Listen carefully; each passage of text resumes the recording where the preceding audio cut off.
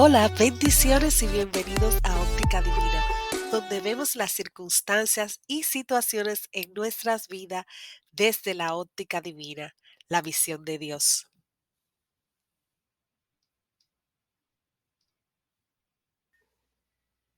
Hechos 16, versículo 29 al 31. Él entonces, pidiendo luz, se precipitó adentro y temblando se postró a los pies de Pablo y de Silas y sacándolos les dijo: Señores, ¿qué debo hacer para ser salvo? Ellos dijeron: Cree en el Señor Jesucristo y serás salvo tú y tu casa.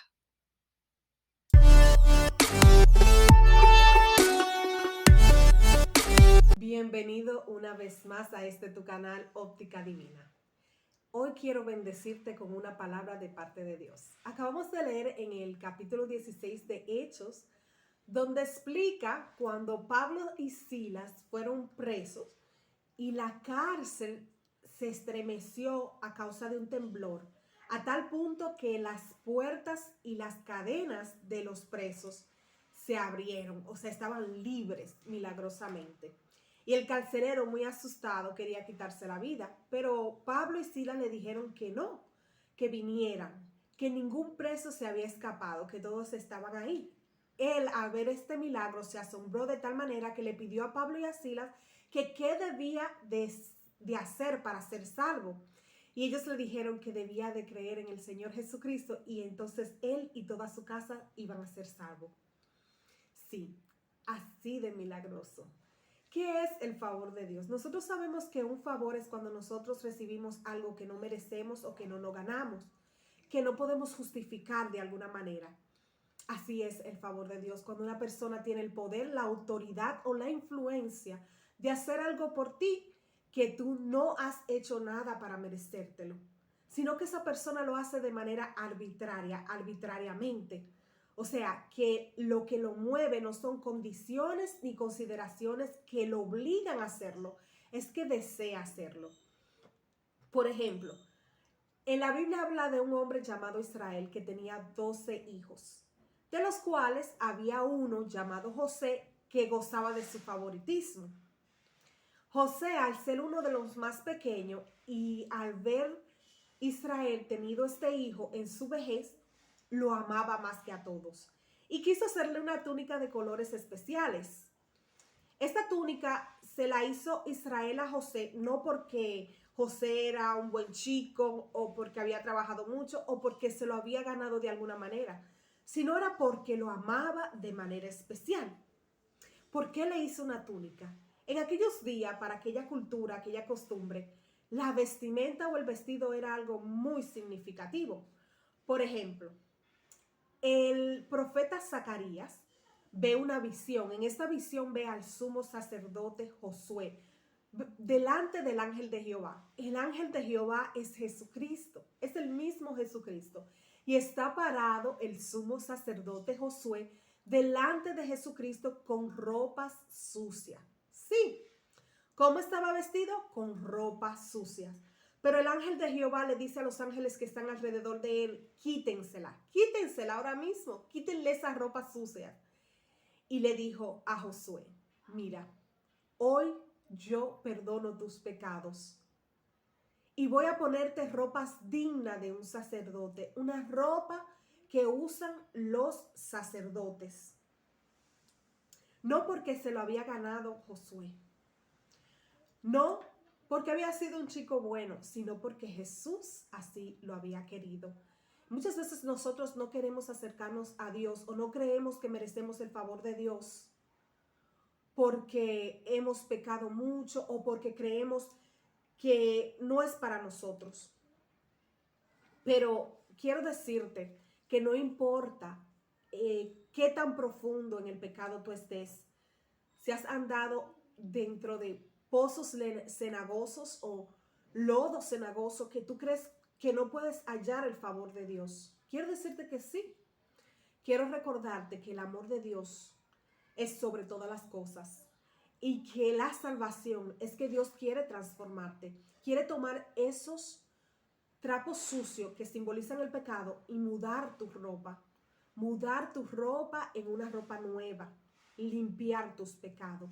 Todo lo que tienes que hacer es traer tu túnica, o sea, tu vestido, y rendirlo delante de Dios. Cuando entregas tus vestidos delante de Dios, estás expuesto. Quiere decir que vienes tal y como eres. Él así te acepta.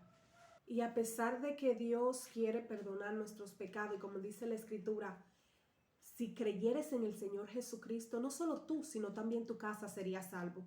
Pero tú tienes que tomar esa iniciativa de creer, de querer ser limpio. No importa, una vez más repito, no importa lo que hayas hecho en tu vida pasada, no importa qué tan profundo hayas caído, sin importar qué tan grandes sean tus pecados, Jesús quiere perdonarte y Él tiene el poder y la autoridad de hacerlo. Pero tú debes de quererlo, porque a pesar de que Dios es nuestro creador y que Dios es indescriptiblemente poderoso, Él nos da a nosotros nuestro espacio para que hagamos y pensemos como nosotros queramos. Pero la cuestión está en que cuando Dios nos da ese espacio y permite que nosotros caigamos en los hoyos que nosotros mismos hemos cavado con nuestras malas decisiones y por la consecuencia de nuestros errores, nuestro mal caminar, entonces lo primero que nosotros cuestionamos es ¿dónde está Dios? ¿Por qué me está sucediendo esto a mí? Aunque nunca hemos tomado la iniciativa de preguntarle a Dios qué quiere con nosotros, cuál es su propósito en nuestra vida, cuáles son sus planes.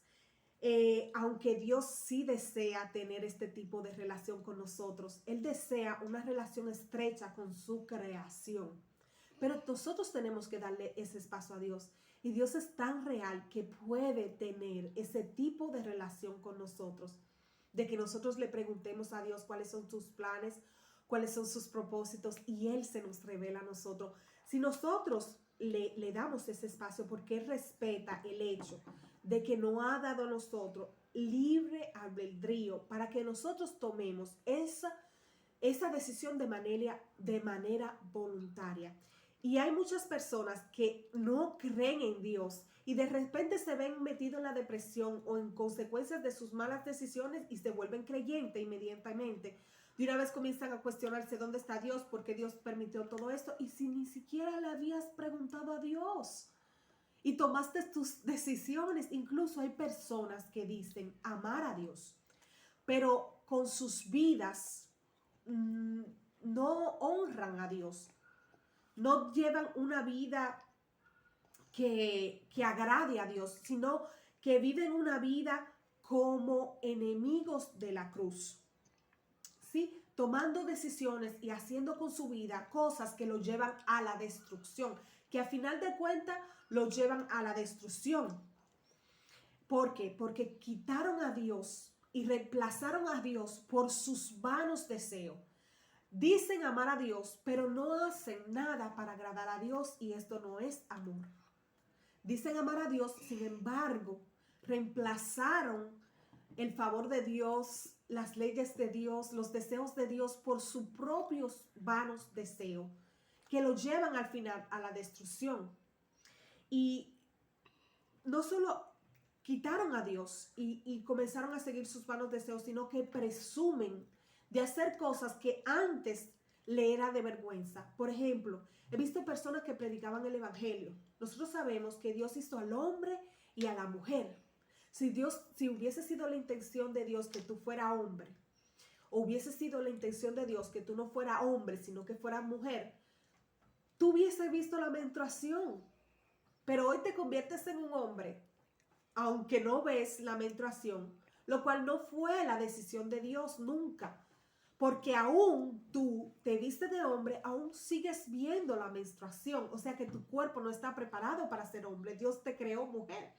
Y muchas veces personas que predicaban en contra de esto, hoy lo veo practicando estas cosas, sabiendo que no le agradan a Dios, sabiendo que no eran cosas que Dios había destinado para ti. Entonces presumen de cosas que antes le eran de vergüenza.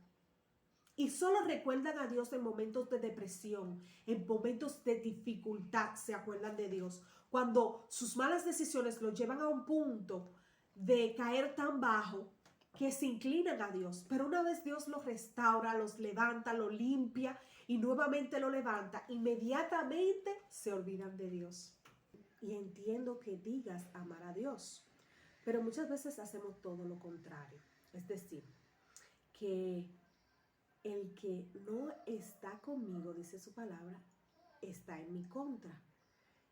El que conmigo no trabaja, trabaja en mi contra. Bueno, si no le crees a Dios, si no le obedeces, si no le sigues, no sigues sus enseñanzas, no sigues sus estatutos, no sigues su principio, esto quiere decir que no estás con Él. Y si no estás con Él, estás contrario a Él. Porque Él dice en su palabra que el que conmigo no recoge, desparrama. O sea que si no tienes a Cristo, no irás al cielo. Oh, pero así de fácil, hermanos, eso es lo que dice usted. No, eso es lo que dice la Biblia. Porque tú vayas a la universidad no quiere decir que tú estás registrado y que te vas a graduar y que te van a dar un diploma. Tú puedes ir a todas las clases, comprar los libros que dicen el maestro. Pero si no te matriculas, no te registras, no pagas la matrícula, no puedes decir que estás en la universidad, aunque tú vayas todos los días. Tienes que registrarte y matricularte. Y cuando el profesor pase la lista, tú estás en la lista. Y si estás en la lista es porque estás suscrito, ¿verdad? O inscrito. Para entrar a Harvard no es cualquiera que entra al Harvard. No porque tú digas yo voy a Harvard o he ido a Harvard o quiero ir a Harvard, vas a ir a Harvard. Hay prerequisitos que debes de llenar para ir a Harvard. Asimismo es al cielo. Si no tienes a Dios, si no tienes a Cristo y tú andas en delitos y en pecados, en cosas que no le agradan a Dios, andas contrario a lo que Él ha establecido, entonces vive como enemigo a la cruz. Y sí, hay personas que no creen en la deidad de Cristo y se entiende.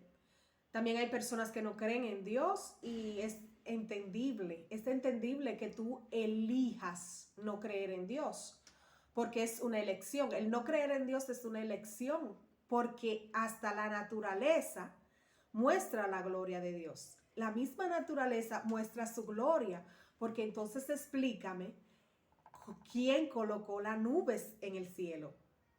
¿O quién hace que las nubes produzcan lluvia? ¿Cómo es que hay alguna torre que maneja eso?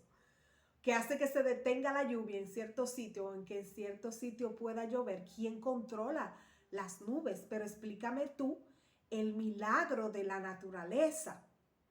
¿Cómo es que la tierra produce su fruto? ¿Cómo es que una semilla de mango que después que tú te la comiste, ya esa semilla de mango seca, sin hueso, sin carne, sin fruto, sin nada, seca, tú la tiras a la tierra y la tierra produce una mata verde nueva con frutos?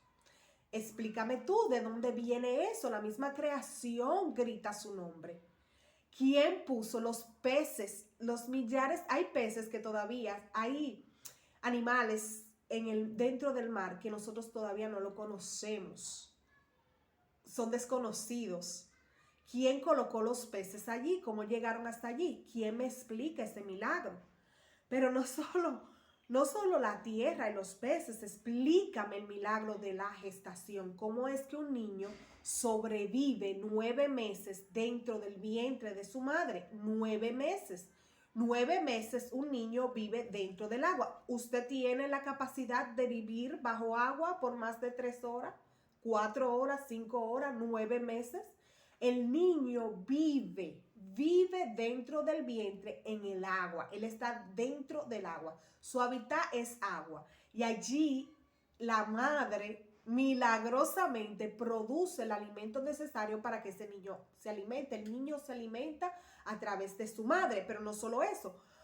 Los senos, las glándulas mamarias se preparan para formar el alimento necesario que el niño va a ingerir cuando salga. O sea, en el seno de la madre está todo lo necesario que todo lo que un niño necesita para sostenerse en los primeros meses de su vida. Lo produce el seno de la madre. O sea, ¿quién me explica este milagro? No solo eso, cuando el niño nace, que sale del agua, sus pulmones están listos, ¡pam! Se despiertan y está preparado para vivir fuera del agua. Y aunque duró 9 meses dentro del agua y ahora cambia totalmente su hábitat, no puede vivir en el agua, ya no más. Ya no puede volver a vivir en el agua, su hábitat cambia completamente. Entonces es una elección no creer en Dios y yo te entiendo. Si eliges no creer en Dios, yo lo respeto. Pero ahora, si te pregunta, ¿cómo puedo ser salvo? Y yo creo fervientemente que la razón por la cual tú estás viendo este video no es coincidencia. O sea, no te topaste con este video así porque sí. Si tú has permanecido todos estos minutos viendo este video, es porque Dios lo ha permitido, es porque Dios tiene planes contigo, es porque Dios ha venido tratando contigo y quiere que tú entiendas algo. Si te pregunta, ¿cómo es que puedo ser salvo? Quiero cambiar mi vida, Kirsi. Quiero que mi vida torne un giro. Quiero ser diferente. Quiero poder servirle a Dios. Hasta ahora no he podido, pero ahora sí. Creo que lo necesito. Entonces es como la historia del hijo pródigo. Un hijo que le pide toda su herencia a su padre. Y una vez que recibe su herencia en vida, aún el padre no ha muerto, él dice, dame lo que me toca, yo me voy a hacer mi vida. Entonces el padre le entrega su herencia, él parte a otra tierra, gasta toda su herencia, pasa muchísimos trabajos. Cuando se ve, porque en nuestras vidas el pecado produce muerte en nuestras vidas. ¿Cómo así, hermana Kirsi? ¿Cómo es que el pecado produce muerte en nuestras vidas? Es una muerte, en este sentido, es una separación. Esta muerte produce en nosotros separación. Hay un desligamiento de nuestra vida espiritual y Dios. Nos desligamos de Dios porque el pecado separa al hombre de Dios. El pecado separa, aleja al hombre de Dios. Rompe esa relación que desde el principio se creó y era perfecta, la daña. Entonces nos alejamos de Dios y esa destrucción, ¿verdad?